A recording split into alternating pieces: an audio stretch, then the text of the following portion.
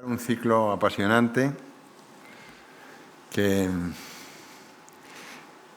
ha diseñado, montado, fabricado, creado con su habitual finura Carlos Contreras, un escritor que está ya en trance de ir de las musas al teatro. Le vamos a ver en cualquier momento. Y él será el que les presente este ciclo que, por desde luego, para mí es apasionante. Yo suelo decir que para la Institución Libre de Enseñanza el viaje es una condición de existencia. El viaje es una manera para la institución de nombrar la educación, que es un viaje, el viaje a lo largo de la vida. Porque para la institución la educación empieza cuando empieza la vida y termina cuando ésta se acaba. Es palabras literales de Giner. Y en la escuela de aquí, en la escuelita de esta casa y en otras escuelas cercanas a la institución, la Odisea era un libro que se leía siempre. Y tal y como se concebía la educación en realidad estaba, lo que era, no era tanto una acumulación de conocimientos, sino un ejercicio. La escuela era un taller donde lo que se hacía es preparar a la gente para el viaje de su vida. Si vas a emprender el camino a Ítaca, pues tienes que tener una serie de instrumentos. Empezando por considerar el otro una parte de lo que más importaba a la institución, que era la emancipación, la conciencia de cada uno, que cada uno se sintiera libre, fuera capaz de ser libre de su... Dar ocasión, decía Cossío, de que el niño aprenda por sí mismo y sea el creador de su propia instrucción. Y bueno, pues en ese espíritu en la ILE se viajaba mucho, o sea, en excursiones por la ciudad, a los museos, a las fábricas, en las notas de Cossío hasta las cárceles se visitaba.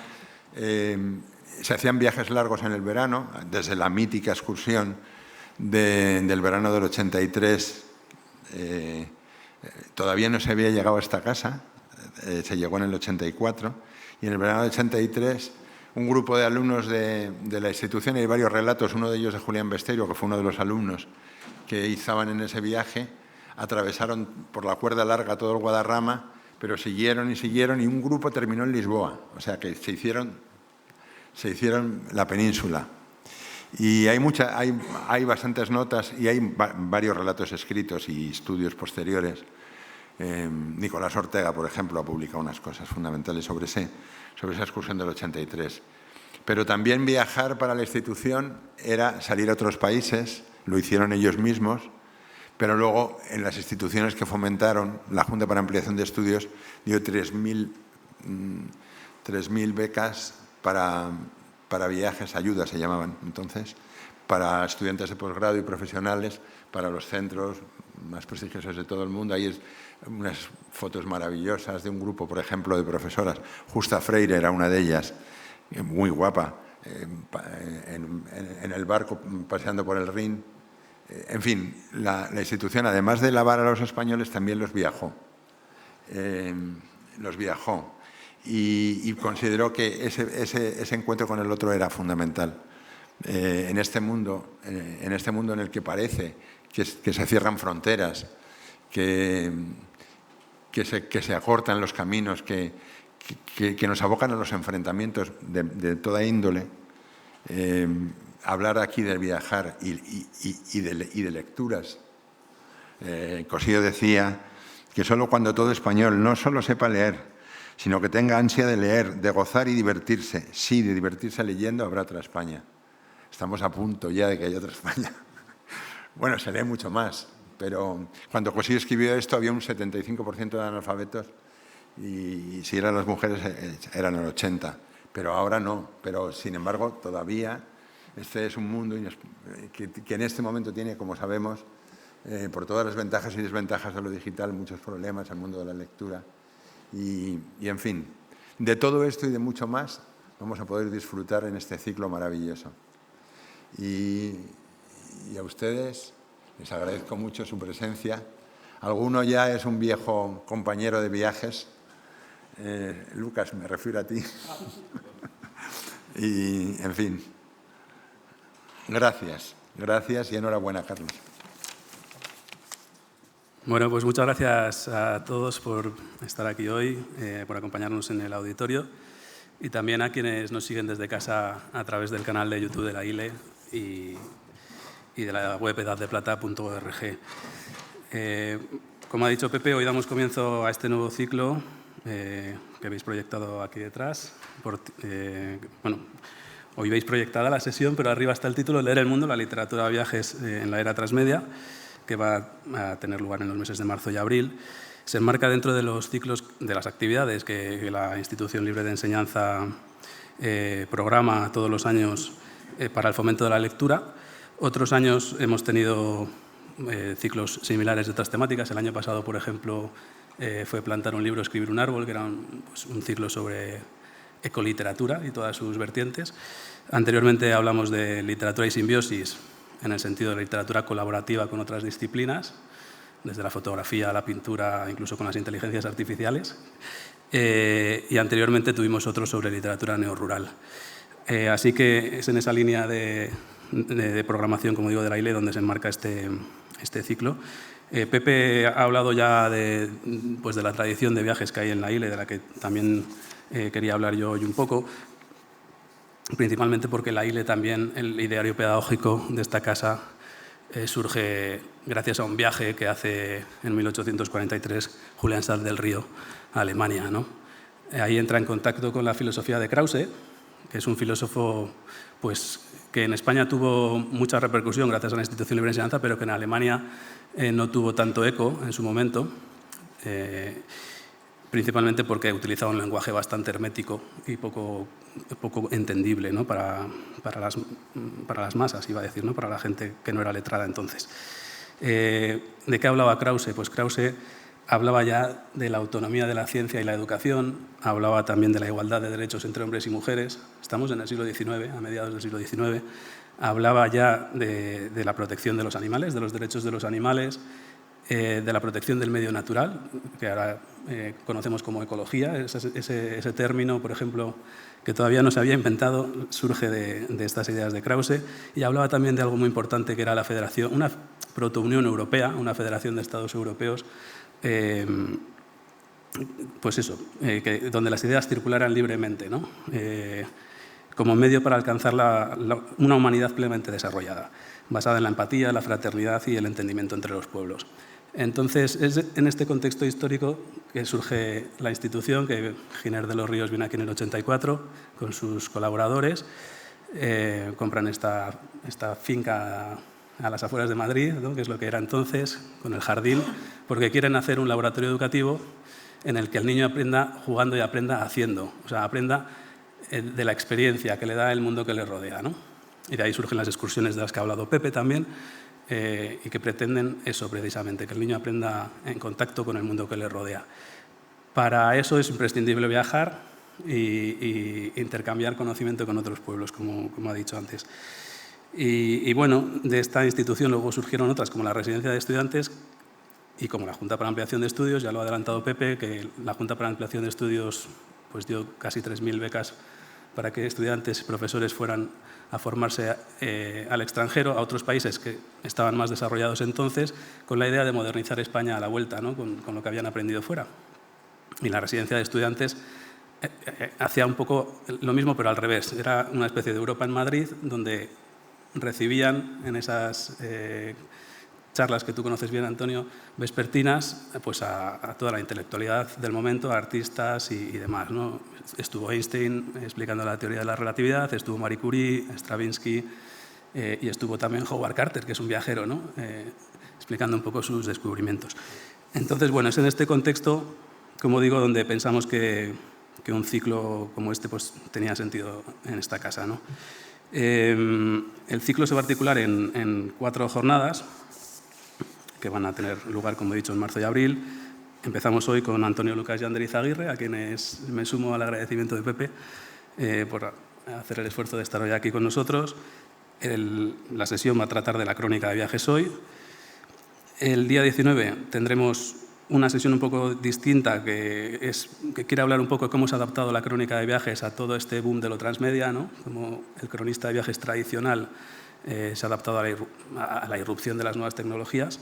Tendremos a Paco Nadal y a Andoni Canela ese día, el 19 de marzo, la semana que viene, próximo miércoles. El 25 de marzo tendremos la tercera, que es el viaje como aventura del conocimiento, que quiere abordar la crónica de viajes o el viaje desde un punto de vista más antropológico, si se quiere, con María Belmonte y Alfonso Armada.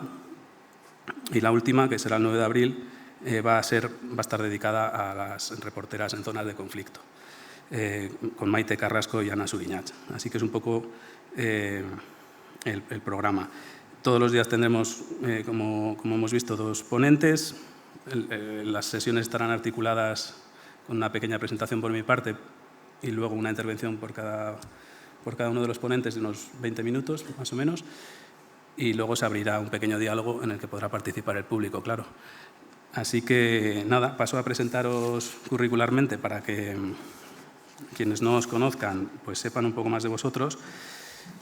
Y empiezo por Ander, que tengo aquí a mi izquierda. Ander Izaguirre nació en San Sebastián, ¿no? En el 76.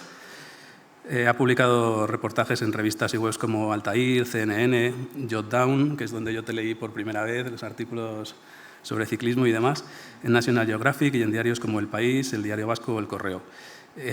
Colaboras habitualmente en radio y televisión y eres autor del blog Periodismo con Botas, por el que recibiste el Premio Europeo de Prensa en 2015. El Premio Europeo de Prensa 2015 lo recibiste por un reportaje para El País que se llama Así se fabrican guerrilleros muertos, sobre crímenes militares durante el conflicto colombiano.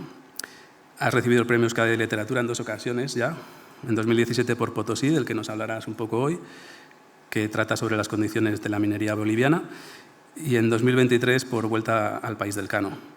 Entre tus libros también me gustaría nombrar Cansasuelos, 6 días a pie por los Apeninos, que es de 2015 porque no es el turista el que narra, sino un viajero que se detiene a conocer gentes, lugares, historias, un poco en la manera en la que viajaban también en las excursiones los institucionistas.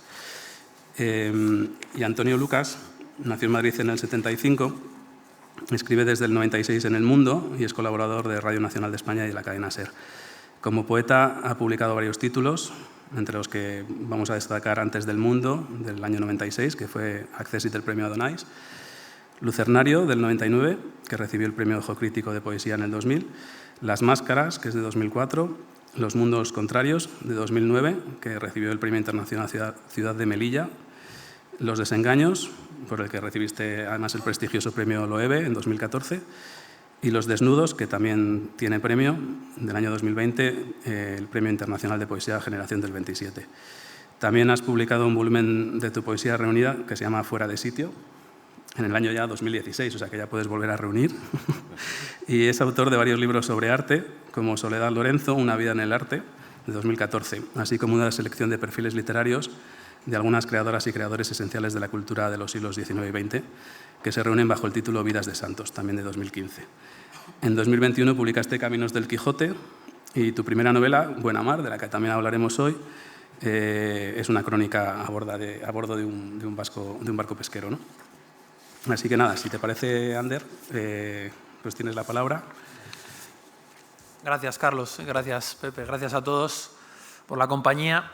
Y bueno, es un placer estar aquí en un sitio donde, bueno, yo creo que siempre nos hemos ido contagiando de lo que han hecho los anteriores a nosotros y los picores viajeros estos que tenemos, yo no me los explico. En mi caso, a mí Madrid me queda un poquito más lejos, pero en mi entorno yo sé muy bien qué gente de generaciones anteriores es la que me ha transmitido estos picores, ¿no? Así que es una maravilla que se siga manteniendo esta transmisión. Yo quería contar un poquito algunas cosas que yo veo que han cambiado, que se plantean en la crónica de viajes en los últimos años.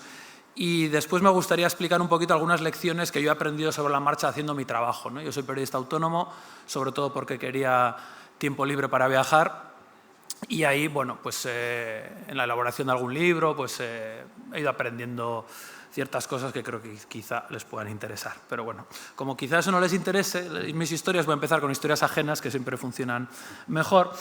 Quiero contar una breve historia que ocurría en Groenlandia, que ahora está muy de actualidad. Ayer tuvieron elecciones y el resto del contexto político ya lo conocen. Pues en 1934, un etnólogo francés, Paul-Émile Victor, se fue a Groenlandia, a la costa este de Groenlandia, a estudiar durante un par de años la cultura de los inuit de la costa este de Groenlandia. La costa este de Groenlandia es peculiar porque en la costa oeste es donde llegaron los daneses, la costa más cercana a Canadá, al continente norteamericano. Llegaron en 1700 y pico, pero la costa más cercana a Islandia, Europa, está siempre bloqueada por una banquisa de hielo enorme y los europeos no llegaron hasta casi el siglo XX, hasta finales del XIX. Con lo cual, cuando Paul-Émile Victor llegó allí en 1934, esa gente, que eran 400, 500, nada más, llevaban 40 años en contacto con el resto del mundo. Ahí había gente que había nacido pensando que no había nadie más en el mundo, no conocían nada más, ¿no? Entonces llega allí Paul-Émile Victor a estudiar durante 2 años, por cierto, en un barco que se llamaba Pourquoi pas, que es un nombre maravilloso, ¿por qué no? ¿No? Que podía ser un lema para cualquier viajero, ¿por qué no? Se fue a Groenlandia, él cuenta, iba a pasar 2 años, que había estudiado todo lo que podía sobre los inuit, ¿no? Todos los tratados que había de etnografía, de historia, geografía, todo lo que se había escrito hasta el momento. Sin embargo, cuando desembarcó, hubo una primera cosa que fue lo que le impresionó y lo que se le echó encima, que era el olor de los inuit. Él dice, era un olor fortísimo. ¿Por qué? Porque utilizaban la grasa de foca para impermeabilizar la ropa, entonces no había Gore-Tex, se embadurnaban con grasa de foca las ropas, las canoas en las que navegaban, y a Paul-Émile Victor ese olor se le hizo fuertísimo, ¿no? Y él decía, con todo lo que yo he estudiado, con todos los sabios que han venido a Groenlandia, ninguno menciona lo que para mí fue lo que recordaré toda la vida, el primer impacto, ¿no? ¿Y cómo puede ser? A mí me parece que esto puede ser un primer propósito interesante para alguien que viaja, ¿no? Ir con tu propia observación, a ver lo que hay por ahí, cómo son los demás, percibir lo que otros quizá no han sabido, no han querido contar, pues por lo que sea, porque no les ha llamado la atención, porque no lo han considerado importante, por tabú, por vergüenza, por conveniencia. Esto podría ser un primer objetivo para alguien que viaja. Bueno, voy a ir yo y voy a ver si veo yo algo como interesante para contar en casa. Pero esta historia tiene una segunda parte que a mí es la que más me gusta, que es que después de 2 años en Groenlandia, cuando Paul-Émile Victor ya decide volver a Francia, decide regalarle sus botas a su vecino inuit. Es un regalo valioso, unas botas en aquel momento.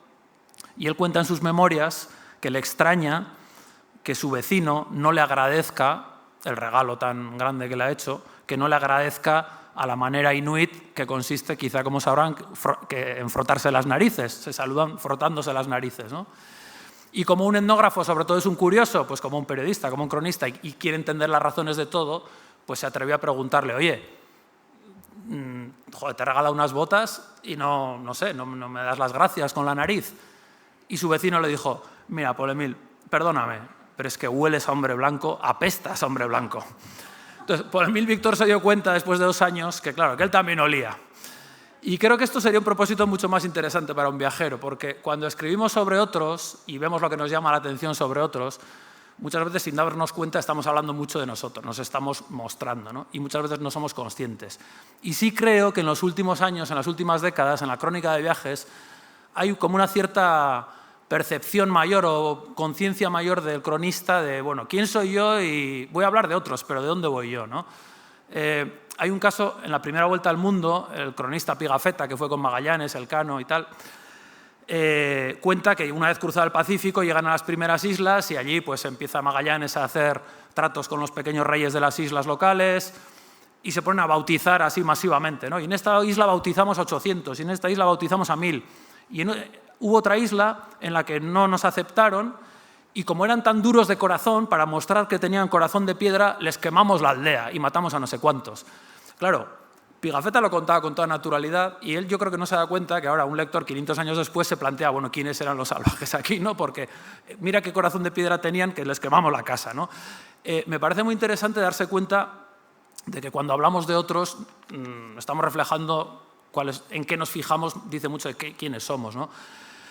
Yo me acuerdo cuando yo tenía 20 y pico años, que es la época más devoradora de literatura, ganas de salir, de viajar, estás empezando, eran los años 90 y en aquella época yo creo que en España había un cierto boom de literatura viajera, o bueno, me recuerdo al menos esas colecciones de ediciones B, aquellos libros naranjas, o de Altair, con todos los clásicos pues de Bruce Chatwin, de Colin Zubron, de Patrick Leigh Fermor, todo muy anglo, ¿no? Todos esos viajeros clásicos, pero también había, yo qué sé, también había muchos libros de Kapuscinski entonces, que era un europeo periférico, periodista, que viajaba por todo el mundo. Los españoles también vendían muchos libros de viajes. Javier Reverte vendía como rosquilla sus libros de viajes por África, ¿no? El recorrido por el río Congo. Y eran viajes con un gusto clásico, ¿no? Como de exploración clásica, de época casi imperial, ¿no? Esos viajes a tierras incógnitas, ¿no? Oleg Guineche, que era más periodista, ¿no? Con sus crónicas políticas, sociales.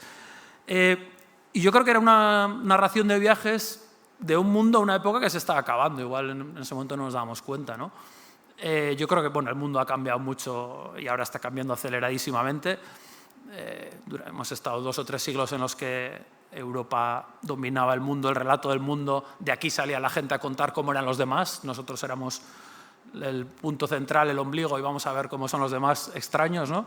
Y ahora estamos en un mundo, bueno, pues los europeos estamos bastante desorientados en este momento, un poco angustiados, un poco asustados.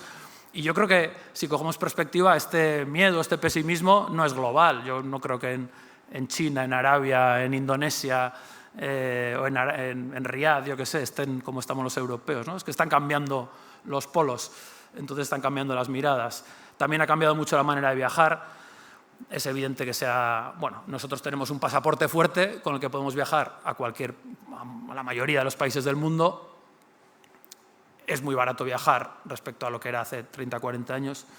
Yo tengo uno de estos amigos veteranos viajeros en el País Vasco, Josu Iztueta, y él siempre cuenta que su primer vuelo lo cogió en el año 78 para ir de Bilbao a Londres y que volvió en autostop, porque le daba para ir, pero no para volver. Que el billete le costó el equivalente a 5 sueldos de un mes. Entonces es como si ahora costara, no sé, 8.000 euros, por decir algo, un sueldo de un chaval, 5 meses, irse a Londres, ¿no? Eso, bueno, tiene grandes ventajas. La facilidad de viajar nos ha hecho muchos más viajeros. A mí me parece fenomenal que la gente podamos ir a otros países, conocer otras culturas, pero también sabemos que el viaje, la masificación del viaje, del turismo, trae problemas y estamos en un momento de debate sobre eso también, ¿no? Y se cuestiona el propio hecho de viajar, ¿no? Pues con la colonización del turismo, la huella ecológica, todos estos temas. Eso yo creo que ha tenido un eco en los narradores viajeros también. Nos cuestionamos cosas que creo que hace 30 años no se cuestionaban, ¿no? Y a mí últimamente, ya desde que me propusiste, Carlos, venir, justo estaba leyendo un libro de Laura Casielles que se llama Arena en los ojos, sobre la colonización española en Marruecos y el Sáhara. Y es uno de tantos libros que he leído últimamente en los que, en este caso, la autora se plantea, bueno, yo voy a Marruecos, voy a hablar de Marruecos y de la huella española en Marruecos, pero ¿quién soy yo? ¿De dónde voy? ¿Desde dónde miro? ¿No? Cada vez creo que se plantea más los autores desde dónde miro. Y esta mujer dice, bueno, yo soy una mujer española, puedo estar en una cafetería en Tánger donde quizá algunas marroquíes no puedan estar, tengo contactos con marroquíes locales, puedo moverme con el mundillo multicultural, soy una mujer de izquierda, soy feminista, miro las cosas así. Bueno, no creo que sea una arrogancia de ponerse a uno como protagonista en primera persona, sino un ejercicio de honestidad, de decir, bueno, esto es como yo miro, ¿no? Y quizá antes, pues un viajero clásico inglés del 19 o del 20 decía, bueno, esto es, yo te cuento la verdad, ¿no? La interpretación que yo hago es pues, la que va luego a la enciclopedia, ¿no? No es una mirada particular, es la mirada canónica, ¿no? Y ahora creo que no es malo que nos cuestionemos un poco y seamos más humildes. Entonces, yo sigo siendo, por supuesto, muy partidario de viajar, porque es lo que más me gusta en la vida, y entonces no sé si es una justificación a posteriori, pero creo que tiene valor, ¿no? Creo que es importante que las sociedades estén conectadas, que conozcamos otras posibilidades, que no somos el ombligo del mundo. A mí me asombra la variedad humana, ¿no? En Groenlandia o en Djibouti o en la Patagonia. Qué distinta puede ser la vida si te toca nacer allí. Tienen soluciones y maneras de organizarse distintas de las nuestras, podemos aprender mucho. Si nos cerramos, pues nos creemos el ombligo del mundo y seguramente tendremos recelo sobre los otros. el viaje es muy valioso.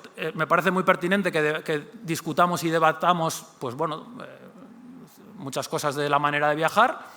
Es verdad que estamos en una situación de privilegio, bueno, hay que cuestionarse cosas, pero creo que hay que mantener la idea del viaje, ¿no? Y ahora, pues brevemente, me gustaría explicar de todo este puré, cómo me ha ido a mí influyendo en mi trabajo de una manera no muy consciente, pero sí me ha pasado, ¿no? Darme cuenta de que cambiaban mucho las cosas cuando yo viajaba, si tenía en cuenta, bueno, todas estas cosas de las que he hablado, ¿no? Voy a hablar del libro Potosí, creo que está ya puesto en la pantalla, porque para mí fue un aprendizaje sobre la marcha. Yo me fui a Bolivia, bueno, yo como he dicho soy un periodista autónomo y la gran ventaja, bueno, ya pues desde 24 o 25 años decidí que quería funcionar por mi cuenta.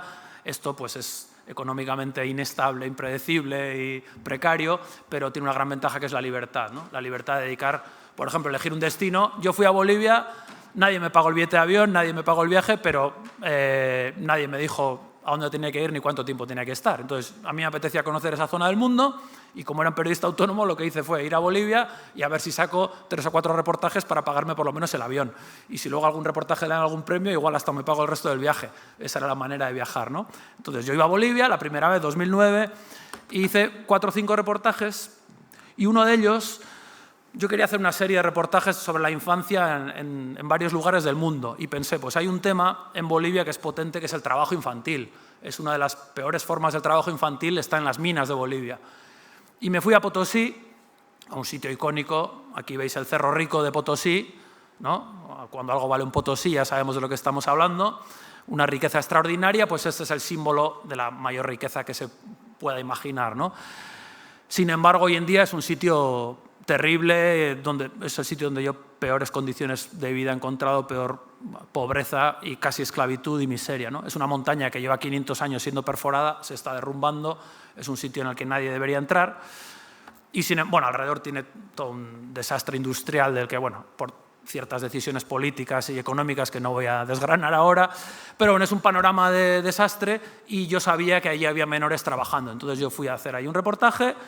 Pues vi toda esta minería artesanal precaria, sin medios, sin tecnología, expuesta a un montón de accidentes, de derrumbes, de explosiones de gas. Pues esto es una viga que está medio podrida a punto de partirse. Esto es un minero viejo, que como él mismo me dijo, es una combinación muy rara en Bolivia, minero viejo. Bueno, y en todo este contexto, pues yo buscaba, pues eso, el caso de los menores trabajadores. Luego, si tengo tiempo, hablaré de este personaje mitológico del tío, que es, bueno, tiene mucha amiga por detrás. Pero bueno, en este entorno yo empecé a ver menores de edad. Este por lo menos lleva una mascarilla. Lo peor que había ahí era el polvo, peor que los derrumbes, que las explosiones era el polvo, ¿no? Y cuando yo hablaba con ellos, curiosamente les preguntaba la edad y todos me decían 18, todos tenían 18, ninguno tenía 18, pero bueno, era ilegal, ¿no? Entonces yo iba buscando pues, sus historias y preguntándoles, costaba mucho entrar, que es lógico, uno llega allí como paracaidista y es difícil acceder, pero conocí a una niña que entonces tenía 14 años, que vivía ahí en la montaña, en una caseta de adobe, a 4.400 metros, en un sitio muy frío, muy ventoso, muy húmedo, muy tóxico. Esta niña era un caso emblemático, su padre había muerto de silicosis a los 34 años y entonces la viuda y los hijos pues, se fueron a vivir a una caseta en la montaña donde les dejaban vivir a cambio de que hicieran algunos trabajos y tal. Y ella entraba todas las noches a trabajar en la mina, ¿no? Le pagaban 2 euros por noche por andar sacando carros por las galerías, empujando carros cargados de rocas. Cuando yo la conocí, ni siquiera le pagaban esos 2 euros porque tenía que saldar una deuda de su madre a la que le habían robado el material de los mineros que ella custodiaba. Luego me di cuenta de que eso no había sido un robo casual, que era una estrategia consciente de las cooperativas mineras que hacían estos robos para tenerlos esclavizados con deudas, ¿no? Y no dejaban a las familias, a todos les habían robado y todos tenían que trabajar prácticamente gratis, ¿no? Esta niña trabajaba gratis yo cuando la conocí, para saldar una deuda forzada. Esta foto a mí me volvía loco porque era el Cerro Rico de Potosí, el símbolo de la mayor riqueza universal y a la vez pues, esta situación de esta niña que vivía ahí en la bocamina, ¿no? Bueno, la historia era terrible, esta niña estaba expuesta a muchos peligros, pero era la única manera de sobrevivir. Yo volví a casa, escribí un primer reportaje, pensé, jo, vaya historión y tal, ¿no? Y bueno, el reportaje, pues oye, le fue bien, lo publicaron en varios sitios, se tradujo, le dieron algún premio y yo ya, bueno, ¿estaba contento? Pues no del todo, porque yo había estado ahí 10 días y me había dado la impresión de que apenas había rascado la superficie, ¿no? Entonces, aquí voy a ir acelerando un poquito. Hice un segundo viaje porque la ventaja, yo suelo hacer cuando hablo con alumnos de periodismo, suelo hacer una apología de la pérdida de tiempo, ¿no? De ir a los sitios y perder el tiempo. Porque creo que cuando estás, no con un plazo, cuando vas a vivir una parte de la vida de tus protagonistas, acompañarlas en su trabajo, en su casa, es cuando la realidad te regala los detalles buenos, ¿no? Incluso te puede llegar a revelar una historia que es la historia que tú debías descubrir y que si no, pues ni te hubieras enterado. Cuando yo volví a Bolivia por segunda vez sin tener muy claras las ideas, era 2011. Yo el libro lo acabé publicando en 2017, o sea que esto, para cuando yo me enteré de lo que tenía que hacer, pasaron unos cuantos años. Yo estaba ahí entre el despiste y la ignorancia, ¿no? ¿Cuál fue la ventaja del segundo viaje? Que ya me conocían. Yo volví donde esta chica, que era una chica súper despierta. Por eso yo me quedé enganchado a ella. Era una persona con una inteligencia y una clarividencia extraordinaria y una vida muy dura. Le pude llevar pues esta revista italiana en la que ella había sido portada, pues le llevé las fotos del primer viaje, ya en su casa me recibieron ya, ¡ay, qué bueno! Pues la primera tarde que fui allí no fui a hacerles una entrevista con una grabadora. Ya me invitaron a tomar un té y unas galletas y charlamos y les dije, oigan, pues yo he venido a pasar unas semanas, no sé si puedo acompañarles en la mina. Y sí, por supuesto. Entonces ya fue, bueno, convivir sin un plazo, ¿no? Y gracias a eso, gracias a perder el tiempo, pues en las conversaciones con la madre de esta mujer, con la madre de esta niña, yo le empecé a preguntar por el marido difunto, ¿no? Porque siempre me hablaban con pena de él. Me decían, ay, pobre, murió jovencito, nos dejó solitas, qué mala vida pasó. Y le pregunté por él y me empezó a decir, bueno, ya sabes que aquí la vida de los mineros es muy dura, que toman mucho. Y me enseñó una cicatriz que tenía en el brazo. Y me dijo, esto es una vez que me mordió, porque estaba violento y tenía el labio torcido. Esto es una vez que me golpeó. Y yo perdí 2 embarazos por las palizas que me daba. Y claro, yo empecé a ver ahí, una historia. Alguien que para mí había sido una víctima dentro de esta historia pasaba a ser también verdugo. Eran las 2 cosas a la vez, ¿no? Y empecé a hablar con las familias de ese entorno y vi que en todas estas casas había una violencia sexual, violencia machista, bueno, fuera de, en fin, de toda medida. Y me di cuenta que en vez de hablar de las condiciones de trabajo de los mineros en la mina, el tema del que yo no había leído ni me había enterado nada era todo lo que está pasando en estas casas en las que no hay ninguna protección social, aquí no llega el Estado, no llega la policía, no hay una denuncia. Bueno, pues gracias a esa confianza me dicen, vete a hablar con esta. O, por ejemplo, cuando los mineros cobran la paga el viernes, salen de juerga y se dedican a cazar chavalitas por la montaña, a violarlas y a tirarlas por ahí. Y esta chica, Alicia, la protagonista que sería del libro, me decía, te voy a presentar a una amiga que tuvo 2 bebés por violación y los mató y los enterró, te voy a enseñar dónde los enterró. Y me empezaron a contar historias de terror que yo luego fui contrastando también con un médico que hacía rondas por allí. Bueno, a mí me cambió completamente la idea de lo que yo tenía que contar, ¿no? Y cambié de héroes. En mi primera historia los héroes eran los mineros, sobre todo hombres que peleaban por sus derechos laborales, que habían derribado dictaduras, narcodictaduras de los 70, que habían luchado por la democracia, y, sí. Pero de repente mis heroínas eran un grupo de mujeres, asistentes sociales, trabajadoras, que se dedicaban a cuidar a niños, sobre todo a niñas que vivían en la montaña, ¿no? Que habían peleado, que habían conseguido por primera vez un juicio contra un violador. Aquí en esa ventana hay una carita de una niña que era, bueno, esta era muy inteligente, pensamos que iba a salir adelante estudiando hasta que la violó un minero y ya se quedó en casa a tener el bebé y, bueno, es la primera vez que hubo un juicio porque estas mujeres se empeñaron sufriendo amenazas. Esta foto para mí es la de mis heroínas, ¿no? de este libro. Y yo pensé, en el primer viaje no me había enterado de nada. O sea, yo iba a contar lo que ya había visto, ¿no? O sea, lo que ya había leído, lo que yo sabía que había aquí. Pero gracias a pasar aquí no sé cuántas semanas, se me empezaron a revelar todas estas cosas. Y conocí la verdadera riqueza de esta niña, Alicia, que era una niña que no era solo una pobre minera explotada, era casi una líder sindical que con 16 años estuvo en el Congreso de la Paz hablando delante de Evo Morales con las reivindicaciones de los niños mineros. Colaboraba en una ONG que atendía a mujeres que sufrían violencia. Bueno, esta foto me la encontré en Facebook un día y le dije, pero te has metido al ejército. Digo, pobres chilenos, les van a invadir la costa atrás de los bolivianos, como estés tú ahí en el ejército. No entró en el ejército, pero ya intentaba hacer de todo para salir de la mina, ¿no? Bueno, del tío ya hablaré luego. Y brevemente, yo ahí me di cuenta, primero, que los pecados de los periodistas cronistas de viajes, ¿no? Voy a dejar, ¿qué foto? Pues esta, que es bonita, ¿no? Ella ahí haciendo los trabajos de la escuela en la casa con su abuela y con su madre. Cuando un periodista va a un país que no conoce por primera vez, es un ignorante. Lo primero que tiene que hacer, yo me di cuenta, pues en La Paz, antes de ir a Potosí, buscaba gente de sindicatos, de ONGs, del gobierno, que sabían orientarme, ¿no? Es decir, tú tienes que aceptar tu ignorancia e ir de la mano de gente que lleva años trabajando allí. Eso es lo primero. Creo que el primer punto es reconocer tu ignorancia y hablar con los que saben, ¿no? Y te orientan, y a mí me llevaron, por algo me dijeron, tienes que hablar con esta niña. Me llevaron a una escuela y me dijeron, habla con esta niña. Por algo, ¿no? Por algo me la recomendaron, digamos, ¿no? Después pasa otra cosa, que es que cuando viajamos por primera vez a un país y vamos bien documentados, ¿no? Porque somos muy profesionales y tal, vemos exactamente lo que esperábamos ver. Es decir, yo en mi primer viaje iba a hacer un reportaje sobre niños trabajadores en la mina. Yo ya sabía la historia que iba a contar y buscaba a los protagonistas que cumplieran ese papel. Ahora necesito una niña, un caso particular para contar esa historia. Eso me impedía ver más allá. Es decir, yo volví a escribir cosas que ya se habían escrito, ¿no? O se habían hecho documentales y tal.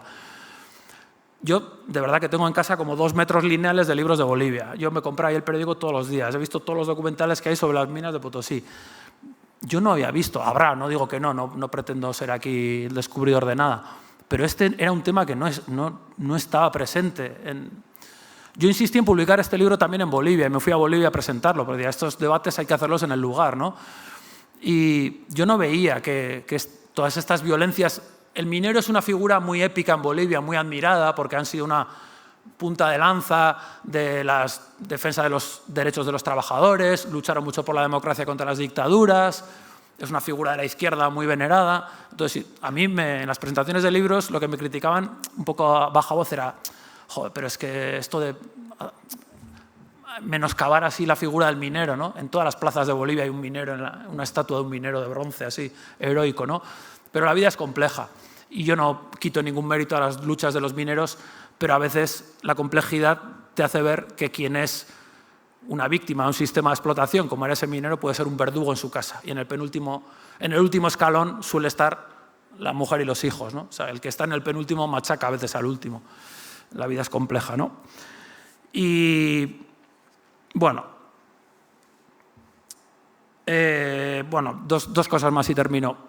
Otra cosa que para mí era obsesivo era intentar explicar, evitar la pornografía de la miseria que llaman, ¿no? Es decir, yo podía hacer un relato muy emotivo, desgarrador de los sufrimientos y las miserias de esta gente, pero me parece que un periodista tiene que hacer un esfuerzo por intentar explicar por qué pasan estas cosas.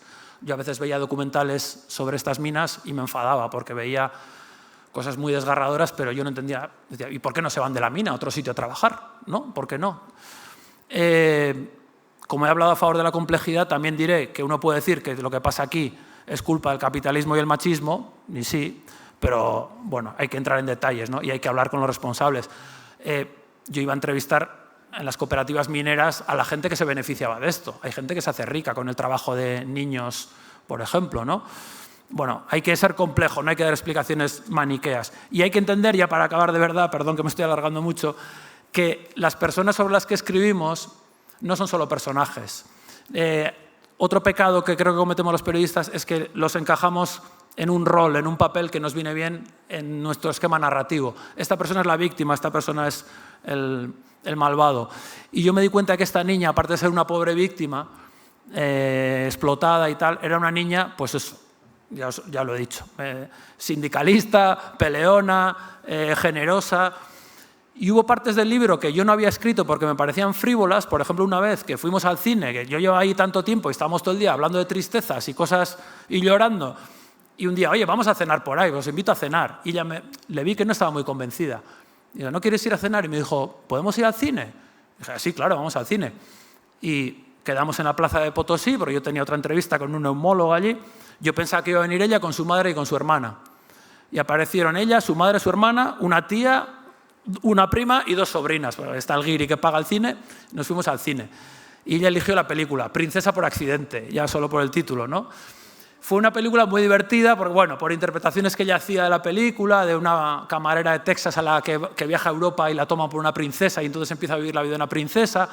Bueno, hubo escenas muy divertidas, luego nos fuimos a cenar, ella contó algunos episodios muy divertidos de su vida, me contó entonces, la vez que había ido a hablar delante de Evo Morales, a mí me parecía que eso no era importante en una primera escritura del libro, hasta que un colega periodista me quiso tirar una piedra, me dijo, pero tú eres tonto, o sea, esta escena es muy valiosa. ¿Por qué? Yo no había sabido ver que esta niña también es una niña capaz de alegría, una niña que quiere ir al cine, una niña que cuenta chistes, no es solo hay una pobrecita, ¿no? Total, yo creo que tenemos que entender la complejidad y para eso necesitamos tiempo. Y yo creo que esto es un enfoque interesante del que se dedica la crónica, ¿no? Tiempo, paciencia y tener la mente abierta. Y disculpas porque creo que me he alargado demasiado. Perdón.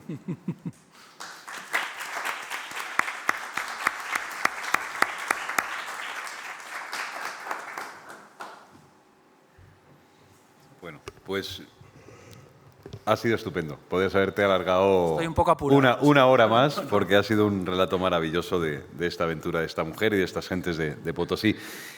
Bueno, muchas gracias. Es un placer estar aquí, además pues con amigos de largo viaje, como ha dicho Pepe antes, y en la ILE, que es un territorio que además de ser uno de los lugares principales y ejes y pistón de la modernidad de España, de la modernidad cultural e intelectual, que luego llega siendo, por supuesto, una modernidad social, sobre todo yo creo que hay una de las grandes deudas de este país con la gente que montó desde el krausismo toda la aventura necesaria de la ILE, de la residencia de señoritas, bueno, todo lo que es este gran complejo, este motor de combustión de un siglo que empezaba a renovar sus credenciales, y sobre todo lo que quiero decir es que la ILE nos ha dejado como herencia ser una gran escuela de tolerancia, y yo creo que esa es una de las mejores deudas que uno tiene con las instituciones y con los espacios que han hecho de un país más cívico y mejor, ¿no?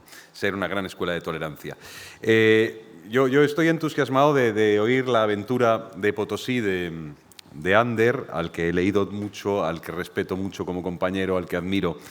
Y hay cosas en las que ha dicho que me han hecho sentir y me han puesto en la memoria cosas que yo he vivido en alguno de los viajes. Yo voy a hablar de uno principalmente, que es para mí el más insólito. Yo creo que viajar tiene, entre otros muchos ingredientes y condimentos, uno principal, más allá de la curiosidad y de aprender y de rozarse con los otros, que es estar dispuesto al asombro, estar dispuesto al desengaño, estar dispuesto a la inclemencia y estar dispuesto al gozo. Sin esos 4 ingredientes es difícil que uno quiera viajar.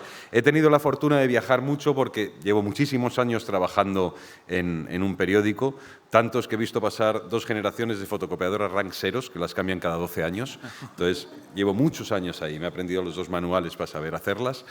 Entonces he viajado mucho, pero los viajes de los periódicos generalmente son viajes inútiles, no valen para nada. Es decir, puedes irte a hacer una exposición a Londres, irte a una presentación a Roma, puede que te lleven una semana a ver la Expo de Nagoya en Japón, pero en verdad no valen para nada esos viajes, porque esas entrevistas y esas exposiciones hoy día las podías ver probablemente por Zoom sin ningún problema. No, vas a los sitios como quien coge el metro y cambia de la parada de Sol a la parada de Nuevos Ministerios. La idea de viajar mía era otra idea de estar pues, en lugares y en espacios donde para mí fuese dificultoso estar, donde el periódico no me iba a enviar, por supuesto, aunque luego aprovechase el periódico como escaparate, pero aquellos territorios que para mí tenían una condición mítica. Buena Mar es una novela que en verdad es una crónica que nace de otras crónicas que yo hice después de la experiencia de embarcarme en un arrastrero gallego para vivir con los marineros de gran altura, algo que yo no pude imaginar nunca que iba a ser como fue, que es vivir la experiencia del caladero de Gran Sol. El caladero de Gran Sol está en el Atlántico Norte, en el Océano Atlántico, entre los paralelos 48 y 60, camino de Terranova, de Canadá.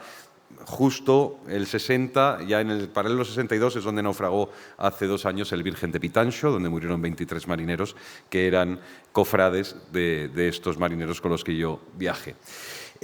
Claro, todo viaje tiene un porqué, el azar puede empujarte, pero tiene que tener seguramente una base en la que uno se apoya para impulsarse como una pequeña vértiga e ir a ese viaje. En mi caso fue la literatura, todo en mi caso ha sido siempre la literatura, principalmente la poesía, pero después luego los libros que que uno ha leído de los grandes viajeros, ¿no?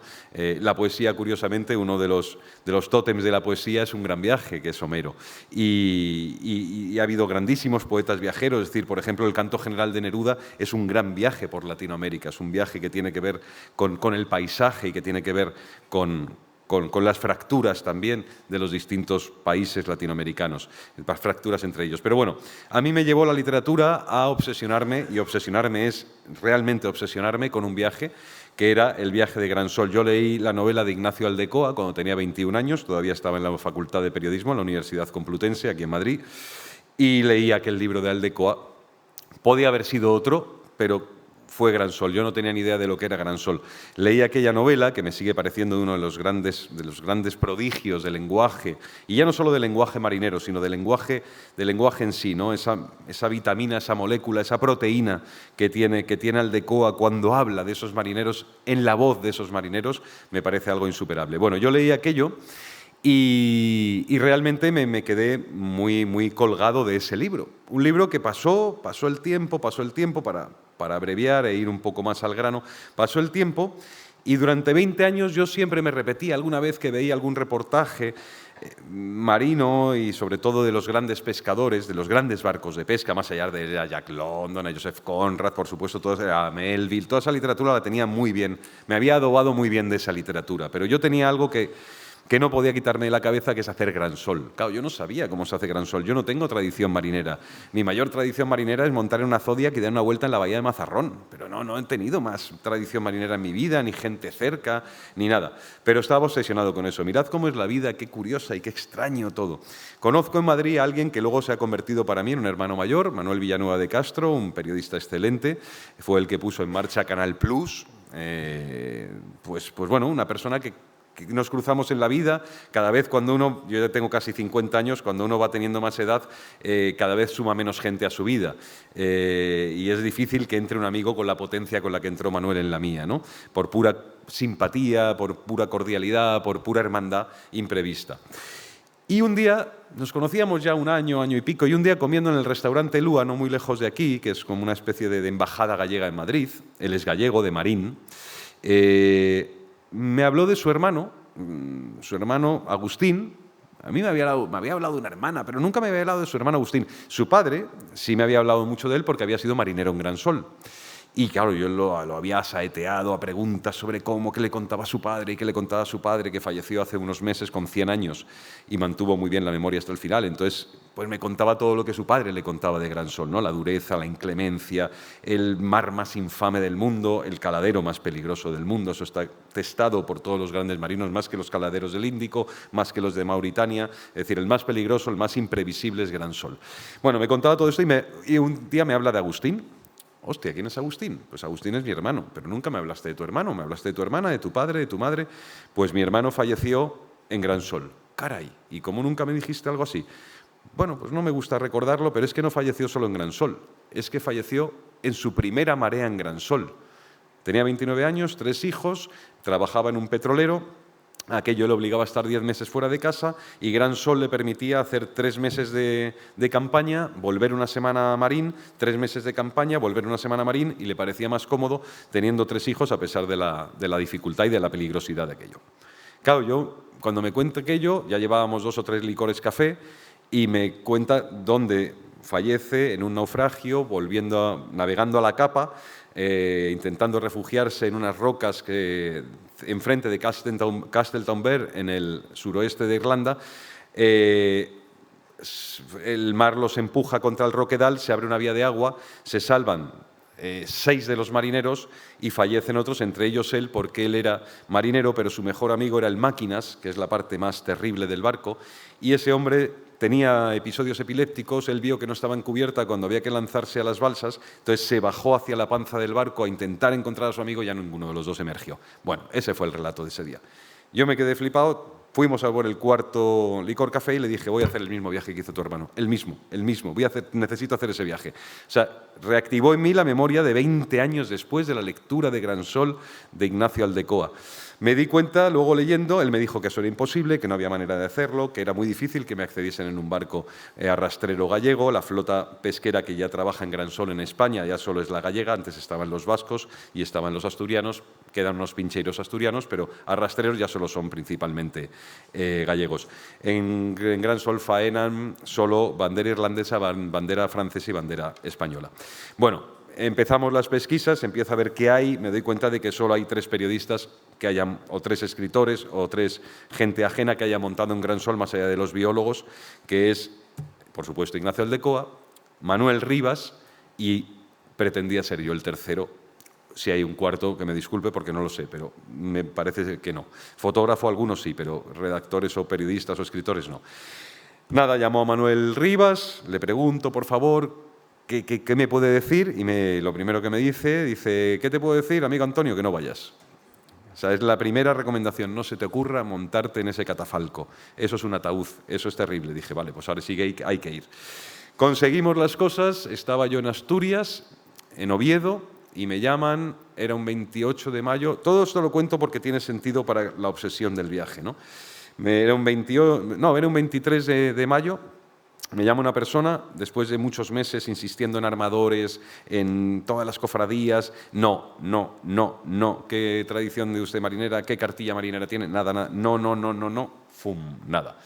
Y me llama una persona y me dice, el día 3 de junio te espera un barco en Castletownbere, tienes que montar allí, eso es el suroeste de Irlanda, y a partir de ahí tienes 15 días donde tú sabrás, pero te vas a montar con los marineros.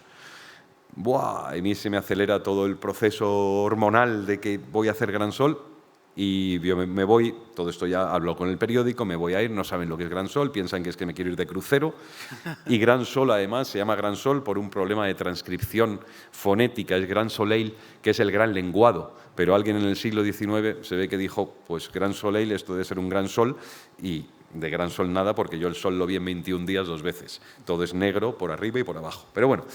Me fui a Irlanda, me voy el día 1, ahí empieza el viaje. El viaje empieza antes con todo el proceso de remembranza de la lectura de Gran Sol y decido no leer nada de Gran Sol. Alguna cosa mínima, me empiezan a decir, oye, lee esto, lee lo otro. Lo único que me llevo es un teléfono satélite y nada más. Y una mochila, 2 bañadores, una cosa absurda que no entiende nadie, yo tampoco, los marineros tampoco, dije, por si esta gente para una cala, no me voy a perder yo eso, en medio del océano Atlántico. Pero bueno, 2 bañadores. Luego me sirvieron las cuerdas de los bañadores para atarme y poderme duchar un día. Pero bueno, fuera de eso, yo llego allí y ahí empieza el viaje. Cuando llego a Irlanda, llego a Dublín, cojo un taxi, me lleva después de 2 horas a Castletownbere, me alojo en una pensioncita, es un pueblo muy chiquitín, de 900 habitantes, donde se habitúa ya toda la flota, antes era en Bantry, ahora es en Castletownbere, toda la flota de Gran Sol. El puerto es un puerto grande, hay un bar mítico, se llama el McCarthy's, donde todo sucede ahí. Yo sabía que cuando llegase a Castletownbere, el viaje tenía que ser entrar en el McCarthy's. Entrar en el McCarthy's significaba entrar como en las grandes películas de John Ford, entrar en el bar del oeste. Es decir, en el McCarthy's solo hay marineros, gente muy curtida, generalmente de muchos años, que beben allí de manera imbatible y están esperando a que habituallen el barco o a que venga el barco a recogerlos para la salida natural hacia Gran Sol, es Castletownbere. Pues nada, yo llego allí con mi arquitectura anatómica que parece una anchoa puesta en pie, entre señores, tipos rudos, tal, con sus tatuajes, algunos los había también delgados, pero claro, cuando yo entro allí hay que conocer el bar, el McCarthy's, que tiene una película y todo, es un sitio mítico de pescadores. El McCarthy's tiene al principio una especie de colmado donde venden cuchillas de afeitar, cosas de afeitar. Solo hay hombres, es un lugar de hombres, los barcos son lugares de hombres. Y entonces, pues bueno, yo paso esa primera parte del colmado, llego a la barra y veo que se hace un silencio. Había portugueses, había filipinos, había algún lituano, había gallegos, había irlandeses, franceses, bueno, portugueses, una amalgama rara que entre ellos no se hablaban, gente recia, gente dura, gente muy, muy desengañada. Bueno, y llego allí y ya cometes la primera imprudencia, que es pedirte media pinta, que es como pedirte un chupito. Entonces eso no se puede, entonces ya te delatas con mi mochila, ya intentando aparentar cosas que no era. y pido media pinta y claro, todo el mundo dijo así, madre mía. Y ya cuando me ven, dijeron en español, ¿no? Dije, bueno, un poco. Y bueno, pues ahí empieza, ya unos gallegos me empiezan a decir qué hago allí, me voy a meter en qué barco, el nuevo Confurco. Joder, pero ¿a qué vas a hacer? ¿Pero a qué viene esto? Pues me voy a hacer Gran Sol, pero tú no sabes dónde vas. No, no lo sé. Pero tú estás seguro de que vas a entrar. Lolo, que es el patrón, ¿Lolo sabe que vas a entrar en ese barco? Sí, hombre, claro, ¿cómo voy a meterme yo en un barco sin que me den permiso? Todo es un poco confuso, pero bueno, me acogen muy bien y pagándoles yo las rondas, me empiezan a contarme un poco cómo es aquello, me van asustando, me van quitando... Bueno. Y ya cuando monto en el barco, yo iba con mi idea de hacer la crónica, mi idea de hacer las crónicas para el periódico, de ser el tipo que va a Gran Sol, Y yo pensando, bueno, pues mi cuaderno de notas no sirvió nada de nada. Por supuesto, mi biodramina, por supuesto, todo lo que había que hacer. Yo no llevaba un botiquín de biodramina, llevaba un alijo de biodramina. Lo raro es que no me hubieran parado en la frontera. Pero cuando llegué allí, la primera noche...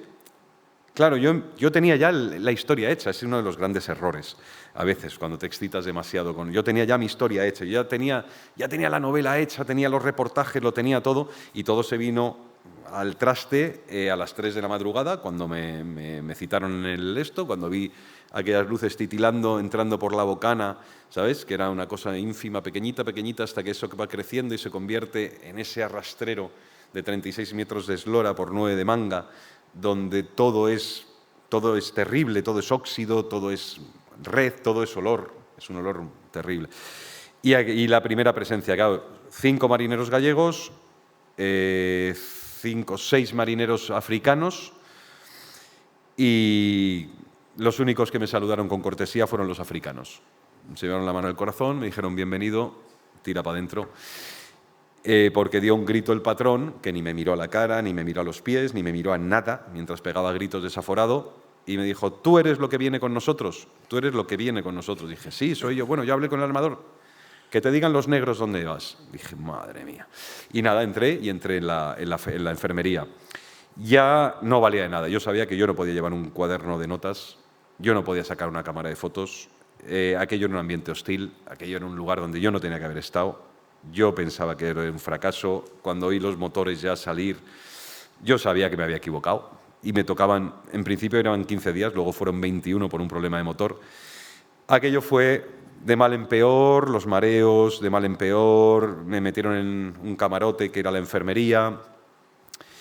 Y para ir ya haciendo tal, la crónica del viaje empezó a construirse sola. Empezó a construirse sola por algo muy hermoso.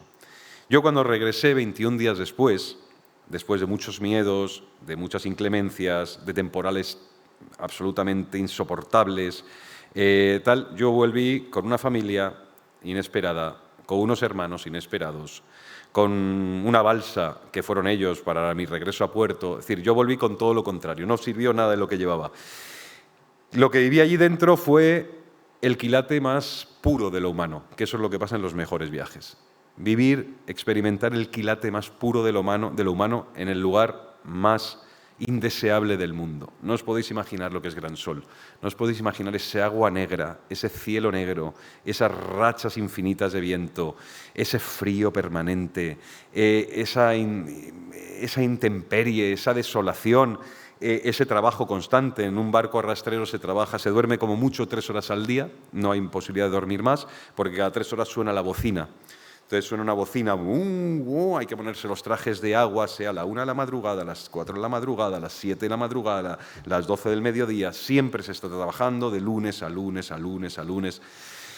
Entonces tú entras en un espacio en el que a los 4 días tu tímpano por fin se equilibra, donde empiezas a percibir que tu vida es muy distinta a lo que tú pensabas, que esa gente, ¿qué hace allí? O sea, el mar es un lugar donde nadie realmente habita. Es un lugar de paso. Tú puedes habitar en lo alto de una montaña, en el medio de la jungla, en el centro del desierto, en un pueblo deshabitado o en una ciudad maravillosa. Pero tú no habitas en el mar, no puedes. Ellos pasan 300 días al año en el mar, 300 días al año calaos hasta los huesos, 300 días al año atados a la cama, 300 días al año en los que yo he visto a los negros, y lo llamo los negros porque son los negros. Yo he visto a los negros, chavales maravillosos, chavales con una sonrisa que era un sol que no existía, coger granos de café esos en las bocas, estas bocas enormes y generosas, ¡guau!, masticarlo para no caerse dormido. He visto un tío sujetarlo para no caerse encima del plato. Tuvimos un enfermo allí dentro y todo lo que hice fue descubrir la pureza y la mejor condición de una gente completamente desprotocolizada de las costumbres de tierra, desprotocolizadas de las más mínimas cortesías, desprotocolizada de las más mínimas educaciones, y sin embargo fueron permanentemente la lección más abrumadora de autenticidad y de delicadeza, de sofisticación a su manera. Recuerdo una frase, todo esto iba conformando la crónica mía, que yo no escribí ni una, bueno, 2 paginitas por los nombres de ellos al principio para saberlos. No escribí ni una frase, ni una letra en un cuaderno durante 21 días. Primero porque no podía, segundo porque violentaba. Ellos ya me habían acogido como se acoge la gente cuando llegas a esa hospitalidad en un viaje, generalmente es en un viaje, en esa hospitalidad que luego he vivido en Marruecos o en otros lugares, esa hospitalidad en la que ya eres uno de nosotros. ¿Qué tienes que apuntar? Si somos nosotros, estamos nosotros para ti, ¿qué más hay que apuntar? Es verdad, no hay nada que apuntar. Algún término marinero y poco más que luego no me sirvió tampoco mucho porque los aprendí de tanto oírlos diariamente, ¿no? Pero claro, ¿cómo ibas a meterle mano a esa crónica? ¿Cómo ibas a estar contando la desesperación de esa gente? En el momento en el que suena un teléfono, allí no teníamos móviles, a veces había un poco de wifi, entonces todo el mundo se ponía a llamar a sus familias, a escribir WhatsApp. Pero cuando suena ahí 3 teléfonos, uno verde, uno negro y uno blanco. El negro siempre suena para mal, el verde suena para algo que es menos mal, que es el armador, que es un ser codicioso y un ser despreciable, que solo quiere que saques más toneladas de pescado y más toneladas de pescado, y hay unas broncas terribles, porque él quiere salvar el patrón, porque un barco no es una democracia, un barco es una jerarquía extraordinaria. Entonces, claro, todo eso lo vas aprendiendo sobre el camino, eso es un viaje, y es una pena pensar. Ahora mismo cuando estamos hablando, soy 8 y 10, están allí faenando, están allí. Yo los veo cada 3 meses cuando vuelven a puerto, siempre voy a Vigo, a Marín o a Vigo, depende de dónde desembarquen, y siempre voy con ellos a beber cerveza. Este verano vino mi mujer conmigo a verlos, a estar con sus mujeres, recibiéndolos. Claro, ellos están faenando allí todo el día, pero para ellos su relato no existe, no tienen relato, tienen el relato de la claudicación, de no haber sido, como dicen ellos, menos burros para no estar en el mar. Ellos, por ejemplo, al mar no le hablan de frente. Ellos cuando se ponían a hablar conmigo en cubierta, que era muy pocas veces, siempre estábamos en el puente de mando por los vientos y tal, ellos siempre le dan de espalda al mar. Ellos no quieren ver el mar, lo odian, lo desprecian. Ellos navegan un mar que es un verdadero catafalco de su vida. Ahí debajo tienen padres, hermanos, tíos, primos, navegan unas aguas negras que son un luto líquido para ellos permanente. Entonces, claro, todo eso a mí me daba una literatura que yo ya no sabía, me desbordó. Yo no sabía qué hacer con eso. Yo no sabía cómo iba a meterle mano a aquello. Yo no sabía, yo le contaba a ellos cuando estábamos riéndonos, cuando comíamos, cuando yo superé también los problemas de estómago por el olor que había allí, ¿no? Por el olor a gasoil, el olor a los aceites. Me di cuenta de cómo funcionaba el barco. Es decir, son claves muy principales de cómo funciona un país, que es ese barco, ¿no? Ese continente, que es ese barquito en medio del océano. Y, por ejemplo, la estafeta, de donde se dispensaba toda la información para todo el barco, muy en secreto siempre, es el cocinero, Anxo. Anxo era la estafeta de tal. Tú ibas allí y decías, ¿qué tal, Anxo? Bueno, hoy hay problemas de motor. Que eso es que se lo había contado o el segundo patrón o el patrón, el Lolo o Castor. ¿Y qué tal? Bueno, hoy se ha mareado un negro, creo que no va a haber faena mucha. Entonces, y tú contabas, pues nada, yo tengo ganas ya, joder, que volvamos a tierra, que eso fue uno de los momentos más graciosos. Claro, todo el libro cuenta eso porque es que esa experiencia no había que inventarla, estaba ahí. Un día ahí me dieron un calendario de esos de garajista, que es una mujer desnuda encima de unas pacas de paja, porque ellos pues son así. Y entonces, bueno, pues yo iba tachando todos los días, ¿no? Cada vez que yo ya superé las cosas de estómago, que me cuidaron muy bien, me daban pan seco, nueces y agua, ¿no? Hasta que me curase el estómago porque los olores no me permitían comer. Y Anxo era un cocinero espléndido, es un cocinero espléndido. Entonces, cuando bajé un día y yo ya iba, bueno, ya llevamos aquí 9 días, ya éramos una comunidad, ya todo el barco lo manejaba bien, yo no me podía mover mucho, porque eran territorios muy peligrosos, pero bueno, de vez en cuando, oye, voy a bajar, y me acompañaba, quiero bajar a las máquinas, vamos a las máquinas, donde estaba la persona más triste del mundo, más triste del barco, alguien que se pasa 8 horas al día, 12 horas al día metido en unas máquinas de grande como esto, con unos cascos oliendo gasoil, y además otra de las cosas, borracho todo el día, porque ¿qué vas a hacer allí si no beber? El pobre Luis pues era un hombre alcohólico, pero de una bondad infinita. Y cuando llega un día allí, me dice, tacho, digo, ostras, ya estamos en el día 12, Anxo, quedan 3 días y nos vamos. Bueno, siéntate un momentito, no te pongas nervioso. Digo, no, si nervioso no, si es que estoy muy contento de estar aquí, pero qué alegría que ya nos vamos, porque claro, es que llevo sin ducharme 12 días. Bueno, hombre, pues tú te atas. Digo, ya me até, me di 2 hostias y ya no quise, porque me puse un moratón aquí. Entonces, claro, tus olores, los olores del barco, todo. No dormir, cantar, porque era lo único que hacíamos, cantar. Y entonces, claro, no, tú siéntate, te voy a traer una cosa que no has probado todavía. Digo, caray, ¿qué habrás hecho hoy de desayunar? No, si es una cosa para ti solo. Y no sé, se va por ahí por la bodega, tenemos un frigorífico inmenso que era una habitación, y trae un platito, todo es metal, porque no puede haber ahí cristal, claro, todo metal, un platito hondo de metal con un melocotón en almíbar dentro. ¿Y esto? Esto es el manjar que tenemos nosotros para cuando vayamos. Siempre tomamos un melocotoncito en almíbar, que está muy bueno. Bueno, dámelo cuando regresemos. No, a eso iba. No, nos vamos a ir en 3 días. No me jodas. No, se rompió el motor. Vamos con el auxiliar. Es peligroso y tardaremos 20. Y claro, me vine abajo. Totalmente, claro, eso todo imprevistos del barco. Pero supieron capear todo ese imprevisto, supieron capear todo, supieron que yo iba a escribir el libro. El libro les gustó, pero les enfadó profundamente una cosa, y es que no hubiera fotos. Porque en su pueblo, ¿quién los iba a conocer? Tanta letra no iba a leer nadie. Bueno, son así y son reales. Pero mira, esta mujer me ha hecho gracia porque yo aprendí tantas cosas de ellos. Tantas. Entre otras cosas, no sé si te ha pasado a ti, llegué a confundir un poco las cosas dentro del mar hasta el punto de que yo no quería volver.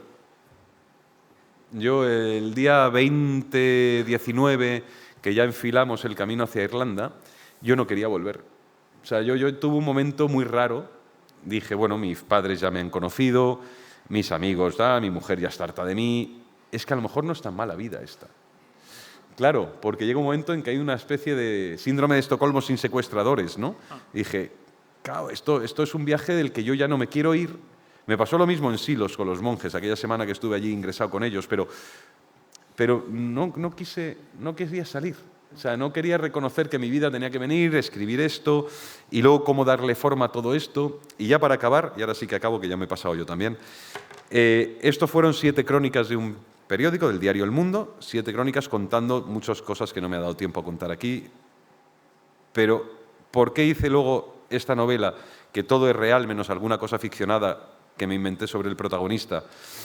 Pues porque cuando yo llegué a Madrid, yo me tiré durante 6 o 7 meses a mis amigos, que vinieron todos a verme, mis amigos, mis amigas al aeropuerto, y hicimos comidas sucesivas y tal, contándoles lo que había sido esto, porque yo no había hablado con ninguno y sabían que iba a lo que iba. Y yo me di cuenta de que cada vez lo contaba más y con más entusiasmo. Y un día una amiga mía y mi mujer me dijeron, ¿no te has dado cuenta de que tú no has bajado del barco todavía? Hostia, llevas 6 meses, tío, contando lo mismo, llamándolos a ellos, volviendo a contar lo mismo. Tú no has bajado del barco. Ya, pero ya hice los 7 reportajes, ya, pero no. ¿Por qué? Ya me di cuenta. El periodismo a mí me permitía escribir desde una cierta asepsia una aventura, una expedición, un viaje.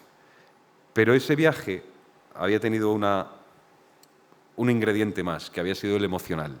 Es decir, el haberme enamorado de 11 hombres que para mí fueron 11 salvoconductos.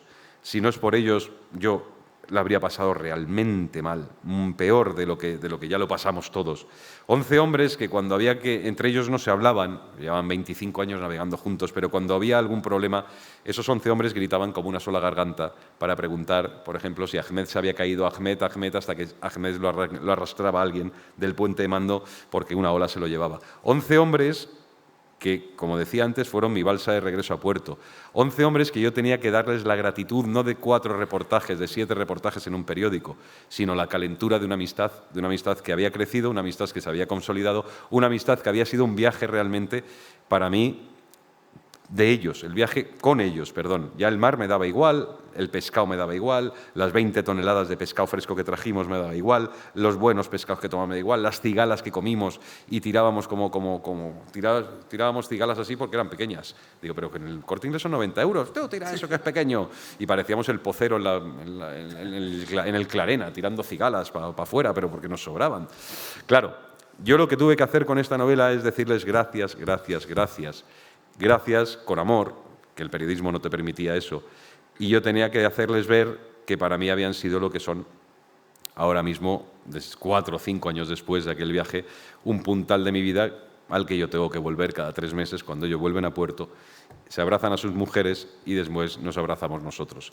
Porque ese es el viaje que uno, por suerte, ha vivido en la vida, no va a volver a tener más, y es la expresión más alta de la literatura, no el haberlo escrito, sino el haber sentido y haber vivido que cada palabra que yo escribí en este libro, cada palabra que yo escribí en aquellos reportajes, pero principalmente aquí, era la manera que yo tenía de abrazarles y de intentar no fallar a aquella mascota que ellos aceptaron en un barco.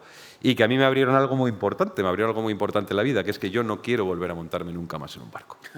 Jamás. Y eso se lo debo a ellos. Tengo un viaje previsto con un amigo que es cruzar en un congelador, cruzar de Vigo a Uruguay, y es muy probable que lo deje tirado, porque son 18 días de travesía y yo ya mi marinería ya la tengo clara. Se llaman Lolo, Akbar, Babacar, Mahamadou, Castor, Ancho, Luis y Pato. Me va a costar mucho cambiar de marineros. Y eso es.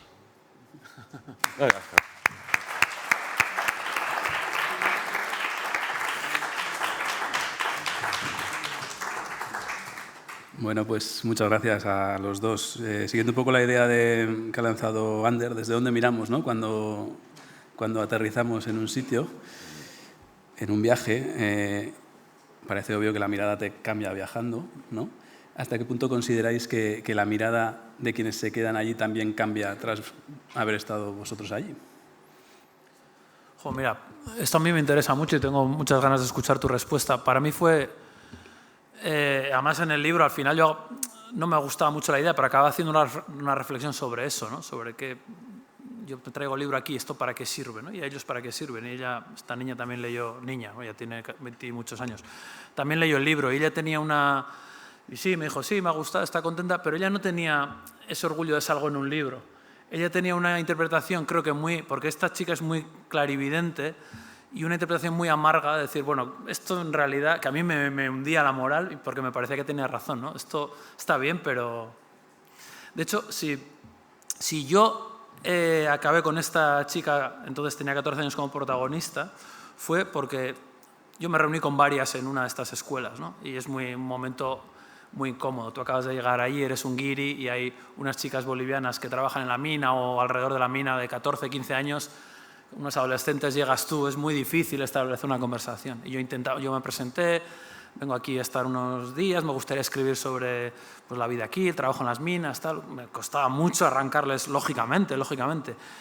Y esta Alicia, es que siempre dudo con el nombre porque yo uso un nombre falso en el libro, Alicia, porque hubo una movida ahí con su nombre real y, en fin, por protección. Entonces le llamo Alicia, que no es su nombre real, y siempre dudo. Alicia fue la única que me hizo una pregunta, y me hizo una pregunta muy adulta y que a mí me puso en un compromiso, ¿no? Y entonces, ¿qué les cambia la mirada? Claro, yo decía, yo para ellos me acogían con cariño porque al final es alguien que se preocupa por ellos y que yo pasé mucho tiempo. A veces dormía en su caseta en el monte, otras veces yo bajaba a la ciudad, al hostal en el que estaba, pero convivimos mucho, entonces y hemos mantenido una relación. Hoy en día, pues vía WhatsApp, yo sigo manteniendo relación, ¿no? Es una relación un poco extraña, que yo siempre me he sentido muy, no sé, raro, incómodo, y yo veo que, ¿cómo les cambia a ellos? Pues que llegue un guiri. En el libro yo hablo de Domitila Barrios, que es una mujer boliviana que en los años 70 publicó un libro que a mí me hizo pensar mucho, se llama Si me permiten hablar, y ella hablaba de estas luchas de los mineros contra las narcodictaduras y las dictaduras militares y las huelgas de hambre, las masacres, un libro durísimo, durísimo. Y ella al final del libro decía una cosa súper interesante, decía, yo pido, aquí vienen periodistas, antropólogos, vienen cineastas, hacen películas o vienen a grabarnos, nos preguntan, luego se vuelven a sus países y no sabemos nada de lo que han hecho. Y a nosotros nos interesaría que trajeran el resultado de sus trabajos para que nosotros podamos reflexionar, debatir, cuestionar, criticar. Y a mí eso me interpeló mucho, porque yo decía, claro, yo sé que voy a Potosí, vuelvo a casa, voy a San Sebastián, cuento estas milongas y a todo el mundo le va a parecer maravilloso, porque no lo conocen, ¿no? Pero aquí la amiga está en volver allí. Yo por eso dije, joder, creo que tengo que publicar el libro en Bolivia, que es un libro, y un libro tampoco lo van a leer miles de personas, pero creo que es mi deber, ¿no? Entonces, claro que la gente allí, hay gente que te pide por justicia que devuelvas el trabajo que has hecho. Ellos te han dado su tiempo, su conocimiento, su intimidad. Pues hay que volver, ¿no? A mí lo de volver a los sitios me obsesiona. Yo tampoco volvería al barco del Gran Sol. Ahora te cuento porque yo soy de familia. Mi madre trabajó en una empresa de bacaladeros en Pasajes, de secretaria, y he conocido un poquito, no como tú, ese mundo.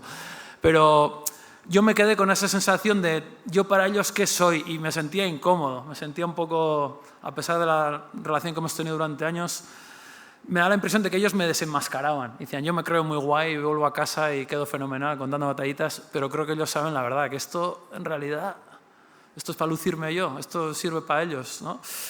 Ojo, a mí es una cosa incómoda, que me hace sentirme...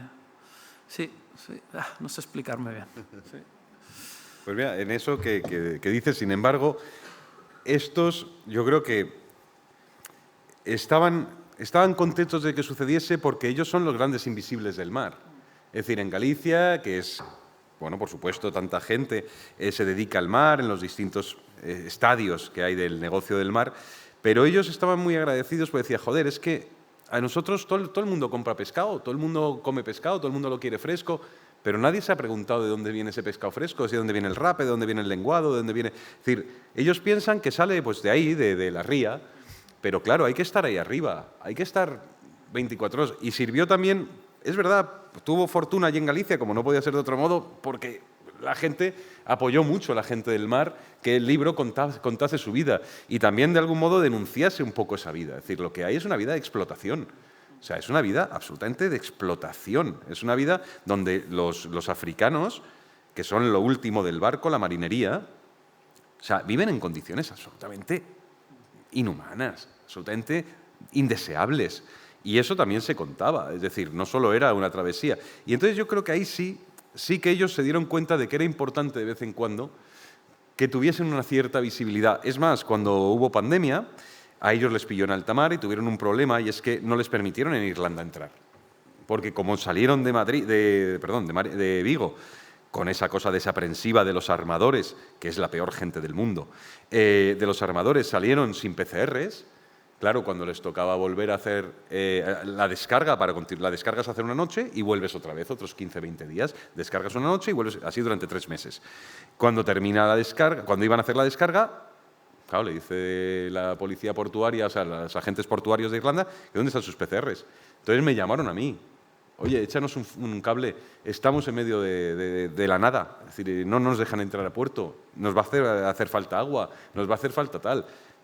Entonces se dieron cuenta de que había algo útil, que era el tipo que hemos metido aquí, esa especie de Tamagotchi que hemos metido aquí, le hemos dado de comer y todo esto.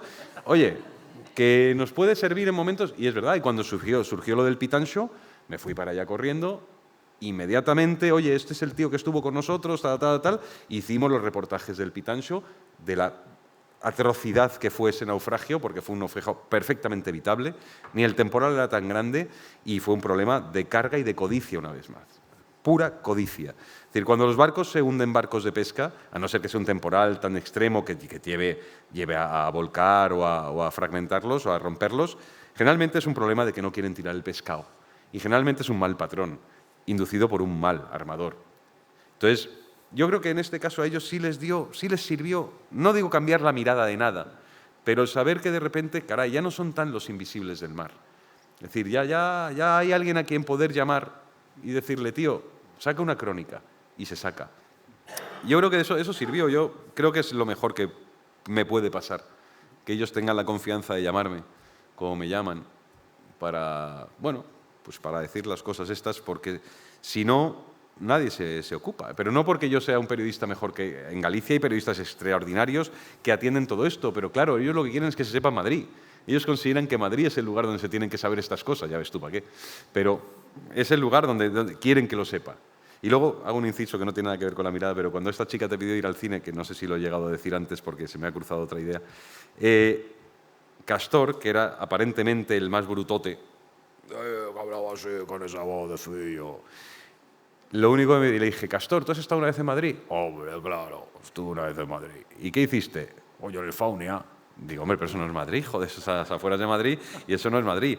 Ya, no, pero tengo que volver a Madrid. Y me pidió ir al Museo del Prado. Me pidió ir al Museo del Prado porque quería ver el Museo del Prado. Y eso me emocionó mucho. Es decir, le pregunté, ¿pero el Prado por qué? Y dice, pues porque no he visto nunca el Prado. O sea, no me dijo la Puerta de Alcalá, no me dijo la Cibeles, no me dijo, yo qué sé, el Bernabéu. No, quería ir. Y es muy hermoso que alguien de repente en medio del mar, de la nada, que nunca había estado en Madrid más que en el Faunia, te pide ir al Prado. Es decir, algo hay en esa gente, algo se cambia en esos días, que luego ya vuelve todo el mundo a su vida y no hay que romantizar, igual que no hay que romantizar el mar. El mar está harto de poetas, está harto de palabras, de descripciones, y además el mar con cada poeta hace un náufrago, ¿sabes? O sea, eso... ¿Y cómo se consigue ese equilibrio entre no romantizar y conseguir un texto literariamente bello? Porque vuestros textos son duros, los dos, pero literariamente son hermosos, ¿no? Entonces, ese equilibrio a mí me llamó la atención y creo que es una cosa que tenéis en común. En mi caso, fracasando porque se me fue un poco la mano al final. Es decir, no puedes evitar darle a aquello una pincelada, que no se te quede el mar un poco, que no se te quede el mar seco, hombre. Entonces, hoy yo leo el libro, si no lo leo, pero si a veces abro alguna página porque hay que leer algo o tal, yo lo habría hecho más seco, ¿no? Pero me daba miedo dejarlo desnudo. ¿Y hay cosas que no contáis también ahí o no? Sí. ¿Y que nos podáis contar? Los fardos de cocaína que aparecen de vez en cuando. Claro, eso en el Atlántico, las corrientes, de repente pues sacas un esto y también puede salir cadáveres. Es decir, en el mar, marinero al agua... Nunca sabes si el marinero al agua es un accidente, es una pelea, es un ajuste de cuentas. Sí. Es que ahí no hay... O sea, el mar es uno de los lugares con más normas del mundo. O sea, los armarios del barco están llenos de reglamento, que tienes que llevar sellado y visado, llenos de reglamento, y es el lugar probablemente más cimarrón que hay. Lo que pasa en Gran Sol nadie sabe qué ocurre. Ahí no hay cámaras, no hay policía, no hay... Todos los testigos son testigos que están... a una, hay un marinero que cae al agua y tú qué sabes si es un golpe de mar o no. Tampoco te lo van a decir ellos. No. Y los fardos de cocaína salen porque salen, claro, pero igual que salen se tiran, ellos ahí sí que no son tontos. Ahí ellos en cuanto salen lo que hacen es tirarlo. Y si sale un cadáver, que también salen a veces, si son calaveras o huesos o tal, no pasa nada.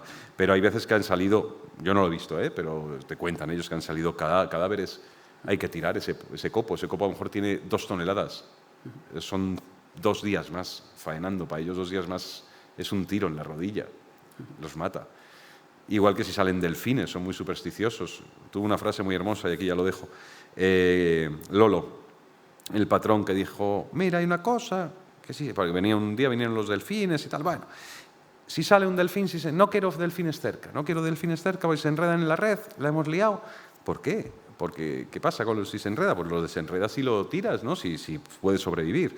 No, porque un delfín da mala suerte, tal. Digo, ¿y eso? Y dice, mira, cuando tú coges un delfín grande, entre 4 o 5, que se ha enredado en la red, esos ojos te miran como un hombre. Y tú de revés, cuando lo miras te mira como un hombre. Y el delfín te llora. Y el delfín llora lágrimas gordas como los niños. Y dices, joder, qué imagen, el delfín llora lágrimas gordas como los niños. Claro, un niño cuando llora llora unas lágrimas muy gordotas, ¿no? Pues eso te dicen esas cosas. Sí, no te lo preguntaba también porque como decías que en las crónicas hablabas de cosas diferentes a las que hablas en la novela. Bueno, una cosa que sucedió, ahí sí, un suicidio, no lo viví yo, pero ahí, en los 80, en los arrastreros, se metió mucha gente para intentar sacarlos de la heroína en Galicia. Entonces, muchos chicos, pues que en un momento dado sí se habían limpiado un poco, los padres, las madres, intentaban meterlos en el mar porque ahí en el mar no hay peligro, pero claro, lo que tú no sabes es si realmente estaba limpio, si de repente le da un monazo allí dentro, y Lolo contaba que una de sus primeras, Lolo llevaba se ha jubilado este año, después de 36 años de marinero, pero que una de sus primeras salidas como patrón, su tío, llévate a este chico, llévate a este, que es bueno, que no, que está liado, que tiene problemas, llévate, que es bueno, que está limpio, y el chaval se le suicidó en el día 14. Pues no aguantó aquello y se tiró. Esas cosas pasan. De cosas que no se pueden contar, yo me di cuenta de una cosa. Yo oía muchas acusaciones sobre la gente que saca provecho de la explotación de estas personas. Me pareció muy interesante algunas reflexiones que hacían algunos periodistas sobre la tendencia que tenemos a escribir siempre de la parte... Es muy fácil escribir de los explotados, de los pobres. El acceso es muy fácil, de una niña minera. Lo complicado es contar la vida de los ricos, que viven en un barrio con un perímetro y tienen un guardia de seguridad o tienen un secretario o una secretaria que te impide el acceso. Es mucho más difícil contar la parte de los que explotan a esta gente, ¿no? Es más espectacular hablar pues de la niña minera en ese entorno geográfico tan bestial. Y yo me he dado cuenta de eso, que yo también quizás estaba haciéndolo fácil. Entonces hice un pequeño esfuerzo. Bueno, yo tengo que explicar lo que decía, ¿no? Creo que mi obligación es explicar los mecanismos y quiénes son los beneficiarios de esto, porque si no, ¿para qué sirve? Por lo menos para que haya un debate y se señale algo, ¿no?, de lo que está pasando. Y yo me empeñé mucho en hablar pues, con los responsables de las cooperativas. Bueno, le llamo cooperativas de mineros, no quiero entrar en explicaciones porque es un mundo muy peliagudo, muy mafioso, de muchas trampas legales, es un lobby muy fuerte en Bolivia, hacen lo que les da la gana, bueno, paralizan las ciudades, es un mundo son muy violentos. Entonces yo conseguí algunas entrevistas, pero luego a mí me llegaban acusaciones que yo no podía probar, ¿no? Y es muy interesante que muchas de esas acusaciones yo sí las podía contar algunas en forma de leyendas, porque circulaban leyendas y te decían, ese que se hizo rico, ese no entra nunca a la mina, ese era un minero que se hizo rico, pero no entra nunca a la mina, porque ¿sabes cómo se hizo rico? Para que la Pachamama, la Madre Tierra, le concediera sus favores y le diera la veta de mineral, de plata, sacrificó a un bebé suyo, a un hijo suyo, lo mató y lo entregó como rito. Entonces él cuando entra a la mina oye los lloros de su niño, ¿no? Yo pensaba, claro, uno que se ha hecho rico, ¿para qué va a entrar a la mina? O sea, mi explicación racional era mucho más sencilla. Pero detrás de eso, no creo que hubiera sacrificado a un bebé, pero sí que había una historia muy, muy oscura, que incluso tenía un asesinato por detrás. Bueno, es un poco compleja explicar aquí la historia. Pero a mí me parecía muy interesante cómo se transformaba una historia que yo no podía demostrar. Yo igual podía haber hecho una investigación periodística a fondo sobre ese caso en concreto, pero no me daba y bueno, no sé, tampoco iba por ahí la cosa, ¿no? Pero a veces tienes que estar atento a esto, ¿no? A leyendas que dices, bueno, igual yo no voy a hacer la investigación que demuestre que este asesino a no sé quién, eso está fuera de mi alcance, pero sí puedo contar las leyendas que hay sobre ese tipo, que es un tipo que era un minero miserable y ahora patrocina a medio ciudad, los equipos de fútbol, sale a jugar a fútbol con un Rolex de $50.000, pues se ha comprado el equipo de la ciudad. A veces hay maneras de contar la realidad dando rodeos, ¿no? Y todo este mundo súper rico que habrás escuchado tú de boca de estos marineros me parece una maravilla. Y ahora que la realidad se cuenta en segundos, ¿no?, con todo este tema de las redes sociales y tal, ¿cómo creéis que la crónica de viajes se puede adaptar o cómo va a evolucionar? Yo veo, no creo que nunca haya sido un género mayoritario así, no sé, de bestsellers. Bueno, pues sí, Javier Reverte no sé cuántos miles de libros vendería, pero bueno, no creo que sea muy habitual. Pero creo que sí, yo estoy contento. Yo veo que hay fenómenos, bueno, pues yo publico mucho en Libros del Cao, que es una editorial que publica libros periodísticos, libros que no son de ficción, crónicas, y hay un público suficiente. Yo más o menos vivo de esto, ¿no? Siempre he hecho encargos de otro tipo y tal, pero creo que hay un público interesado, creo que hay gente que quiere leer largo, y esto lo vemos cada vez más. Salían medios digitales y luego para financiarse lo que hacían era publicar un número en papel una vez al año para que la gente lo comprara, ¿no? Dice, bueno, esto te da como te reconfortaba de alguna manera, ¿no? No sé, en el mundo un poco periodístico surgen iniciativas de periodistas autónomos que te montan 5W, que para mí es un medio maravilloso, que hacen un periodismo buenísimo, de mucha calidad, ¿no? Pues tienen 4.000 y pico socios, con eso se van financiando, tratan muy bien a sus colaboradores.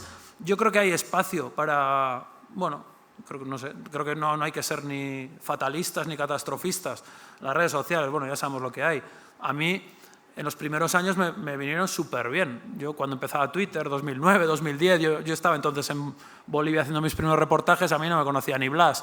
pero publicaba pildoritas en Twitter con enlaces a un reportaje en una pequeña revista y de repente me escribían unos italianos que querían publicarme el reportaje. Para mí las redes sociales, cuando era un chavalillo, joder, pues me venían muy bien. Yo creo que hay que saber utilizarlas también, ¿no? Y descartar lo malo, no sé. No, yo no soy pesimista, ¿no? Me lo llevaba más hacia la idea que decías de perder el tiempo, ¿no? En los viajes, que hay que perder el tiempo frente a la pérdida de tiempo actual. Sí, es una lucha que seguramente todos tendremos, yo también, ¿no? Yo no sé, o sea, bueno, pues tiempo para leer, tiempo para viajar, pero al final es algo que echamos de menos, ¿no? Al final, aunque yo qué sé, a cualquiera nos pasa que dices, pero que si he estado mirando el teléfono todo el rato, y dices, ay, de repente estás en un avión y dices, ay, qué bien, 2 horas solo para leer, ¿no? Bueno, es algo que algunos, creo que suficiente gente echamos de menos y que necesitamos, que es un alimento para la vida, ¿no? O sea, y es un disfrute también, es por puro placer, ¿no? Y sí, tenemos que luchar contra la dispersión de la atención, pero nos quedaríamos muy huérfanos, ¿no? No sé, nos sentiríamos mal si cayéramos demasiado en eso. No sé. Bueno, yo no tengo redes sociales y no las echo de menos. Las tuve una vez y me quité de todas hace ya muchos años porque no... Eres un hombre sabio. Y, no, sencillamente era... No es sabio. Trabajo luego en un periódico que es como una red social permanente todo el día dando la matraca. Pero no, me di cuenta de que, caray, a lo mejor, joder, si ese tiempo lo invirtiera en otra cosa... Porque es verdad que al principio sirvieron de mucho para conectar gente, para establecer vínculos. Y para buscar. Y para buscar. Iba a Bolivia o claro. a Colombia y me ponía a hacer búsquedas en las redes sociales de periodistas, escritores, y encontraba tesoros. Bueno, y hoy lo siguen siendo, porque eso sigue estando ahí. O sea, yo lo sigo usando para eso, sí. Pero es verdad que luego invitan mucho a frivolizar un viaje, por ejemplo, ya que estamos hablando de viaje, invitan mucho a fragmentarlo demasiado, invitan mucho a que al final termines haciendo la foto de la caipiriña. Entonces, creo que, claro, ahí cuando uno quiere leer un buen relato de viajes, no entra en Twitter. Si probablemente eso te puede derivar al New Yorker o te puede derivar a una gran revista latinoamericana, donde se están haciendo, por cierto, también cosas como 5W extraordinarias. Pero cuando uno quiere, al fin y al cabo, encontrar cosas, probablemente las redes sociales no son ya el mejor, a día de hoy no son el mejor lugar de búsqueda. Es decir, el mejor lugar de búsqueda sigue siendo Internet, hay un montón de inputs por ahí. Y hay una gran literatura de viajes a día de hoy, a pesar de que los viajes se han convertido en algo un poco cada vez más frivolón. Es muy difícil encontrar ya un tema que digas, ostras, este tema no está tocado. Es que están todos tocados. Ya no es un problema ya del tema, es un problema de la óptica que tú le das a ese tema. Ya no, es como en la poesía. Es decir, están todos los temas escritos. Ahora... Sin embargo, Antonio, mira, yo estuve el año pasado en Colombia y tenía un tema principal ya muy claro, pero luego quería hacer otras cosas, ¿no? Yo disfruto así de los viajes, o sea, es la manera de entrar en un país y conocer gente, la excusa para ir a casa de alguien. Y yo lo que hacía era mucho leer prensa local. Antes de ir, los meses antes, yo me suscribía a la prensa local de varias regiones de Colombia. Y me pasa a menudo que encuentras una pequeña noticia muy poco desarrollada con 3 párrafos que dices, ¿y esto? ¿Y esto? Y de repente empiezas igual escribes directamente al periodista, la gente es muy maja. Sí. Yo escribí a un periodista colombiano, oye, me interesa este tema. Esta persona a la que has entrevistado, que era un líder indígena, que tiene una historia con la amapola, la heroína, tal, me dio el contacto. Es decir, joder, gracias a eso, ¿no? Yo encuentro temas pues leyendo prensa local. Porque, y eso hace 25 años no era posible. O sea, yo en el año 2000 pues no podía leer un periódico colombiano y ahora sí, ¿no? O sea que yo soy optimista, vamos. Esa cantera es muy buena, sí. Todos hemos tirado de algún periodista local, aquí o fuera, porque sacaba algo que dices, sí. Yo en un reportaje para hacer una ceremonia de ayahuasca fue a través de unos chavales que hacen un pequeño periódico en La Vera, Extremadura, y al final conseguí ir a una ceremonia de ayahuasca. Tampoco volvería. Estos también le daban a la ayahuasca. Tampoco volvería. No hago más que cosas para no volver a los sitios, la verdad. Perdón, me gustaría decir una cosa más, una cosa rápida, porque veo que los temas de los que estamos... A mí me pasa, ¿no? Yo he escrito esto de Potosí, que es una historia dura de minería. He ido a Colombia, he hecho reportajes sobre los asuntos del conflicto colombiano y de crímenes del ejército y narcotráfico y no sé qué. Y yo llegó un momento que me di cuenta, esto hay que contarlo, por supuesto, pero yo voy mucho a Latinoamérica, ¿no? Y digo, es que al final siempre estamos con estos temas. ¿Que hay que contarlo? Sí, pero en Latinoamérica solo pasa eso. Y me propuse que cada vez que hiciera un viaje tenía que hacer otro reportaje que fuera o de ciencia, o de deportes, o de cultura. Yo he ido a Colombia, he hecho este reportaje que tiene que ver con indígenas, el conflicto, violencia, la heroína, no sé qué. Es una historia que a mí me flipó, ahora no la voy a contar, pero me interesó muchísimo y me fui a eso. Y, por ejemplo, a mí me encanta el ciclismo, ¿no? He escrito algunos libros de ciclismo y dije, joder, Colombia, es que Colombia, la historia de los ciclistas colombianos en los años 80 en Europa es maravillosa. Me fui a ver el Tour de Colombia, empecé a entrevistar ahí a algunos, os sonarán Fabio Parra, a Pacho Rodríguez, a Patrocinio Jiménez, los grandes colombianos de los 80. Y decía, joder, es que en Colombia hay grandes historias culturales, científicas, deportivas, artísticas, para no traer siempre el estereotipo de la violencia y la pobreza que existe y que hay que contar, pero me parecía un poco injusto, ¿no? Entonces, yo esto suelo insistir mucho también, y también voy a estar pronto con alumnos en un máster y tal, y siempre les digo, oye, esto nos atrae mucho a los periodistas, ¿no? Somos como muy de el drama.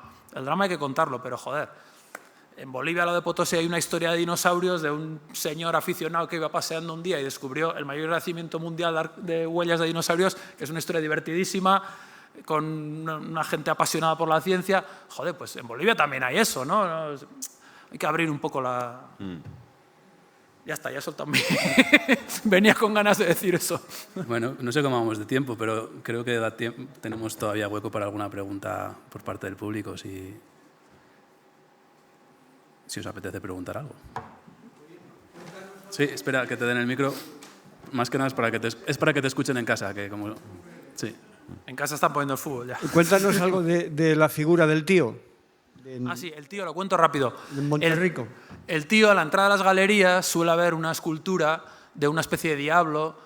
Claro, no me para mucho en la foto, pero los mineros le hacen ofrendas, es un espíritu subterráneo, le hacen ofrendas de hojas de coca, de botellitas de alcohol puro que luego ellos beben así a palo seco, 96 grados, le ponen cigarros, y es un espíritu al que le piden protección para no tener accidentes y le piden, digamos, suerte para encontrar minerales. Es un espíritu masculino y se cuenta que el tío fecunda a la Pachamama, a la Madre Tierra, que es un espíritu femenino. Al fecundar a la Madre Tierra, pues salen las vetas de mineral. La primera frase del libro Potosí es «Las mujeres no pueden entrar a la mina», que es una frase que me dijo un minero veterano, ese que salía en la foto. Y mi libro va sobre una niña minera que trabaja en la mina, por eso empieza «Las mujeres no pueden entrar a la mina». ¿Qué pasa con el tío? Que tú la primera vez que vas allí, lo de siempre, la primera vez, pues tienes la interpretación pintoresco-turística, la que te cuentan los guías, y dices, joder, qué curioso, estos mineros que cuando salen a la superficie son súper católicos, se comen los santos, hacen procesiones, pero luego dentro de tierra veneran una especie de diablo, ¿no? O al mundo subterráneo, los espíritus diabólicos, y te parece una cosa pintoresca y, bueno, pues la atracción de lo exótico, ¿no? Que ya verás cuando cuente esto en casa, ¿no? Luego empiezas a entender lo que pasa en la mina. Toda esta violencia que he contado someramente, que sufrían sobre todo las mujeres, es un entorno súper violento. Y hay una parte, hace 100 años el 15% de los mineros eran mujeres. Ahora prácticamente no hay, ¿no? Esto de que las mujeres no trabajan en la mina no es verdad. ¿Qué pasa? Que donde hay ingresos de verdad, donde el trabajo del minero es muy arriesgado, pero el dinero está dentro. Tú, si tienes suerte, puedes encontrar mineral dentro de la mina. A las mujeres se les ha ido marginando a trabajos exteriores, secundarios, en los que se gana muchísimo menos dinero. Entonces, las mujeres no tienen que entrar. Y hay una especie de explicación paternalista que dan los mineros que dicen, mira, ¿sabes qué pasa? Es que esto es el territorio del tío. Los mineros somos como el tío, bebemos, nos convertimos un poco diabólicos. El tío, su gran atributo es un enorme pene erecto. Todas las estatuas tienen, en la primera foto no se veía porque era frontal, en la segunda sí, son muy porno, es porno minero. Es una figura muy agresiva, un porno, o sea, es un tío con un pene así enorme. Claro, es que si las mujeres entran a la mina es que nosotros nos transformamos como el tío y, claro, el tío te puede violar, ¿no? Y te cuentan historias. Entró una mujer a trabajar, se quedó dormida y resulta que se quedó embarazada y tuvo un hijo con cuernos porque el tío la violó. Y claro, se han dado casos de violaciones y te vas dando cuenta de que el tío, que te parece una cosa tan pintoresca, es una manera simbólica de poner una amenaza de violencia para las mujeres. Vosotras no entráis aquí porque os violamos. Es que es así. Es así. Claro, yo esto lo empecé a entender cuando hablé con antropólogas de allí, ¿no? Y me decían, antes había mujeres trabajando dentro, ahora no. Y los mineros justifican la violencia diciendo que esto es el tío y que nosotros somos como el tío y que las mujeres mejor que estén fuera por su bien. y ves que es una justificación cultural simbólica. Entonces, claro, a veces vamos de fuera acomplejados diciendo, oye, las creencias ancestrales de aquí, de la gente y tal, esto es todo muy interesante y hay que respetarlo. A veces esconden, camuflan injusticias, amenazas y violencias. Y el tío me parece, yo ahora lo veo, tú vas como turista y te sacas fotos con el tío, te explican esta cosa simpática, y a mí ahora el tío me parece una cosa terrorífica. Sí, es una advertencia sexual muy explícita de amenaza sexual contra las mujeres. ¿Alguna otra pregunta para irnos con otro sabor de boca? ¿No? ¿Nadie? Tenemos muy buen sabor de boca. Sí, vale. Pues nada, damos por cerrada la sesión aquí. Muchísimas gracias, Ander y Antonio, por acompañarnos hoy. Ha sido un placer escucharos. Por la paciencia. Y el próximo día, el miércoles que viene, tendremos a Paco Nadal y a Andoni Canela, como hemos comentado antes, con la sesión Escribir, Fotografiar, Filmar, Naturaleza e Impulso Nómada en la Era Transmedia. Así que nada, os esperamos, por aquí estaremos.